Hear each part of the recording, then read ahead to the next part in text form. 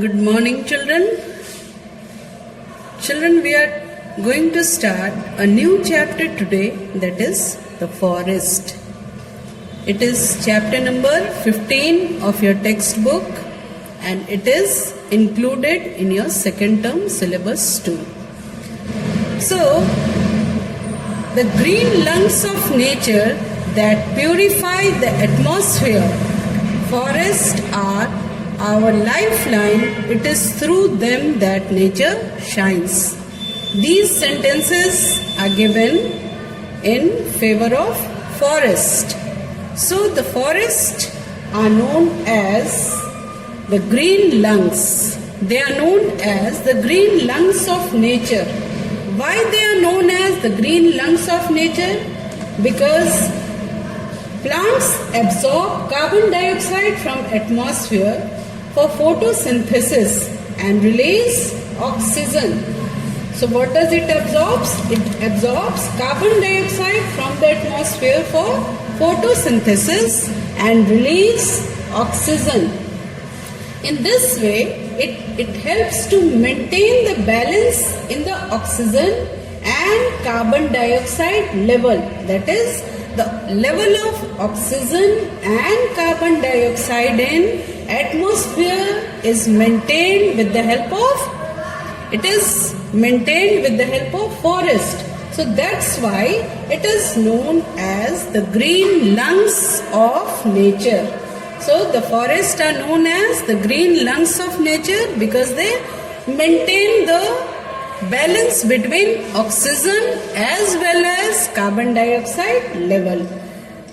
So now, what is forest? It is actually an area with high density of trees.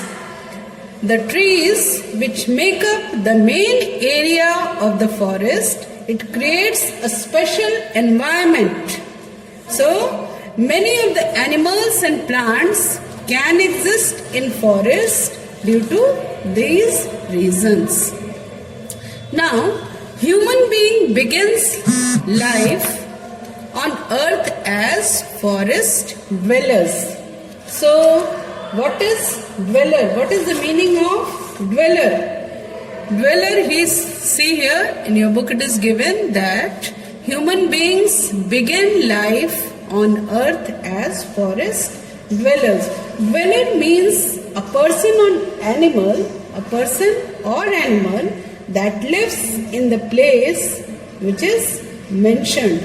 That is, it is also known as, you can say, inhabitant, where the forest, where plants or animals lives in the place. That place is known as, that's why human beings begin life on earth as forest dwellers. They started their life in forest. So in the early stages, they were food gatherers and dependent on the forest for all their needs. That is, you can say, for food, for clothing and shelter also. They gradually became food growers. From food gatherers, they became food growers. How? By cleaning the forest areas. Small patches of forest were cleaned by them to grow their food. However, they continued to depend on forest for their requirements of daily life. They started growing the trees of paper, timber, fuel, wood, medicine and fodder. So, all these things we get from forest and these are all grown by the human beings only. So, nowadays, the area under forest cover has decreased steadily. Why? Because forests have been cleared for agriculture, you can say for industries, housing and many other developmental activities. These includes the construction of roads, railways and hydroelectric plant. So now come to the next point, that is the components of forest. So what are the components of forest? component of forest. So, forest consists of many components, and these includes broadly into two categories. The first one is biotic component and the second one is abiotic component. Okay. So now comes the biotic. So all the living things that you can say, the components which are living, comes under the biotic component. So the living part of a forest includes what? Trees, shrubs, vines, grasses and other herbaceous, that is non-woody plants like mosses also, algae, fungi, insect, mammals, birds, reptiles, amphibians and many microorganisms also comes under biotic, that is living component of a forest. Whereas abiotic component includes all the non-living components. For example, you can say soil, water, minerals, all these comes under abiotic component, that is non-living component of a forest. Now, life in a forest. So children, you already know that living organisms can be classified as autotrophs, heterotrophs and saprotrophs. All these things you have learnt in your previous chapter. Okay. So now the herbivores consume plants and are in turn eaten by the carnivores. You know what is food chain? It is very common. You have learnt in class 6 also that how the grass is eaten by rabbit and the rabbit in turn is eaten by snake, and many similar examples of food chains are there. You can learn one by one of different food chain and how the food chain, that is you can define food chain as like the process of food transfer from plants through a series of organisms, that is eating the and being eaten process. This is said to form a food chain. So you can define the food chain as the process of food transfer from plants through a series of organisms, that is eating and being eaten process. Eating and being eaten process is called food chain. So a very simple example is grass. It is eaten by insects, then insects in turn eaten by frog, frog in turn eaten by snake, and then snake is eaten by eagle. So it is a very common, or you can say the simplest food chain. Grass eaten by insects, insects are eaten by frog, snake eats frog and eagle eats snake. So this is a very simple example of food chain. And then come to the food web. So what is food web? When a number of food chains are interconnected, it forms a food chain. So number of food chains get interconnected to form food web. So clear to everyone that what is food chain, what is food web, and you know children that consumers in class 6th you have learnt that consumers, that is the organisms that consume producers or food produced by them, are called consumers. So primary consumers, the animals which eat only plants, they are known as primary consumers. Secondary consumers, the animals which feed on the primary consumers and also producers, are called secondary consumer. Then comes the tertiary consumers, that is the animals which feed on primary consumers as well as secondary consumers, are known as tertiary consumers. Now the layers of the forest. We will study about the layers of the forest. So, the layers of the forest. Now children, a forest is made up of many different types of layers. Starting from the ground level and moving up, the main layers of all types of forest are the forest floor, the understory and the canopy. That is, there are three different layers. That is, the first layer is the forest floor, the second one is the understory and the third one is the canopy. But in tropical rainforest, there exists another type of layer also. In tropical rainforest, there is one more type of forest layer, that is emergent layer. Okay. And each layer has different types of plants and animals.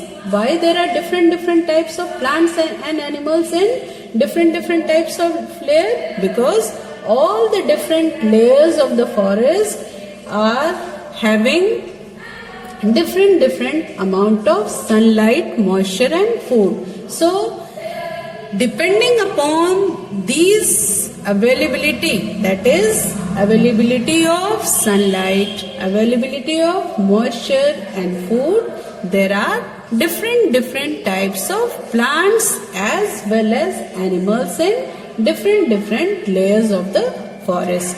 So the very first one is forest floor layer. It is forest floor layer. Forest floor layer. This is the first one.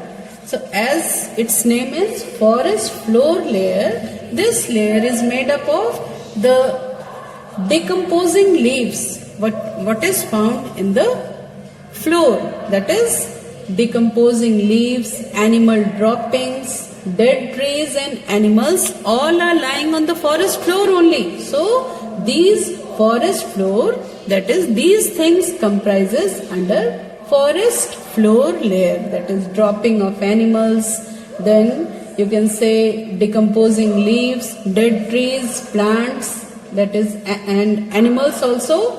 All of these decay on the forest floor and form the new soil that provides, obviously it will provide nutrient to the soil or nutrient to the plants in turn, isn't it? Nutrients to the plants, because it consists of all the dead plants and animals, dropping of animals also. That's why it comprises the nutrients to the plant. The forest floor supports ferns, grasses, mushrooms and tree seedlings. So all these comes under forest floor, that is the ferns, grasses, mushrooms and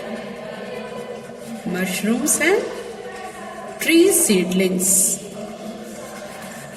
All these comes under forest floor. Now the second layer is the understory layer. Understory layer. So just above the forest floor layer comes the understory layer, and understory layer is made up of bushes, shrubs and young trees that are adapted to living in the shade of the canopy. Because you see the structure, the diagram of the layers of the forest. See here in your book it is given the diagram of the layers of the forest. This one is the forest floor. The lower one is the forest floor layer, and it includes ferns, grasses, mushrooms and tree seedlings. Whereas just above it there is understory layer. Okay, and under this understory layer bushes, shrubs and younger trees comes. Okay, so why these comes under this understory layer? Because the favorable condition is favorable for them to grow. That is, the bushes, shrubs and young trees can grow in the shade of the canopy, because you see just above it is the canopy layer.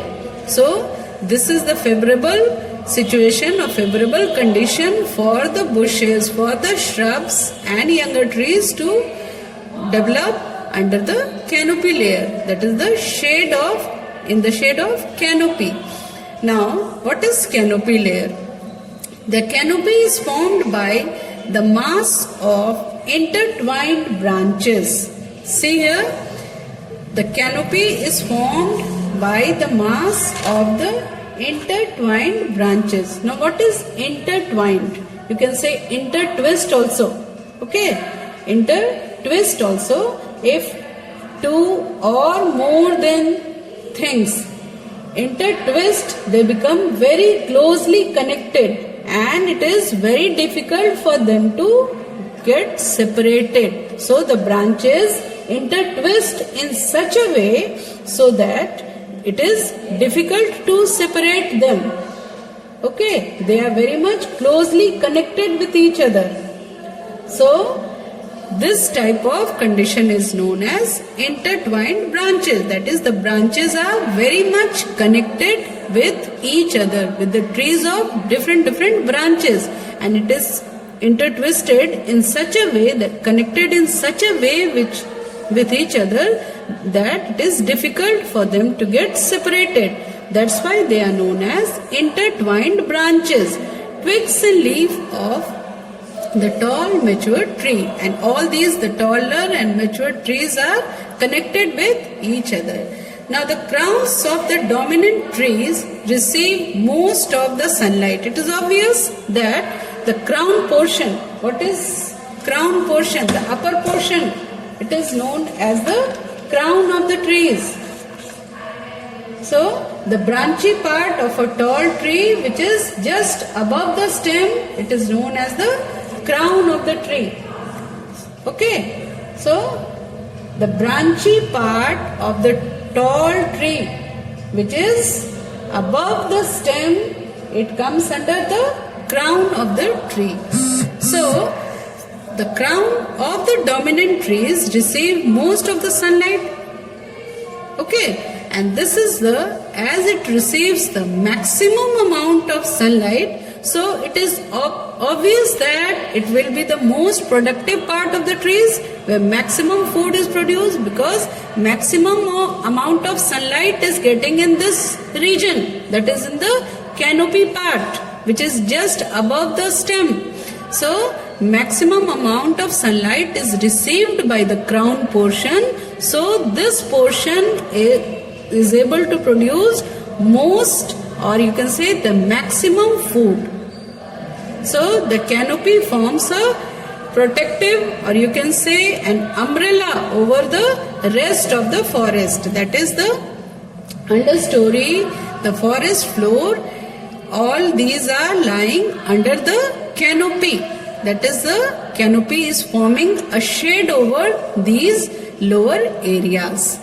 So now comes the topmost emergent layer. It, as I already explained you, discussed you, that the emergent layer exists in the tropical rainforest, and it is composed of few scattered trees that it towers over the canopy. It is understood that just above canopy is getting shade from the emergent layer, isn't it? But the emergent layer is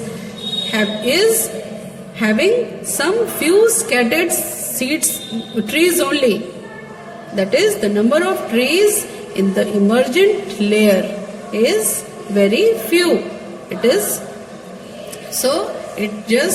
just above the canopy. That means emergent layer is above all the three different layers. That is the canopy, understory, the forest floor.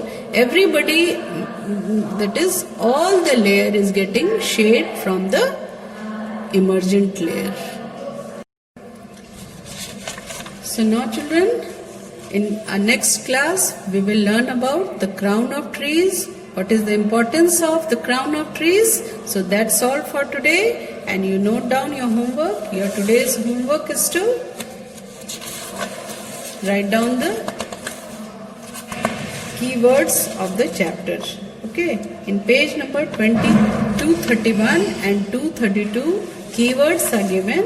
So you write down the keywords, and this is your homework for today. Okay children, thank you.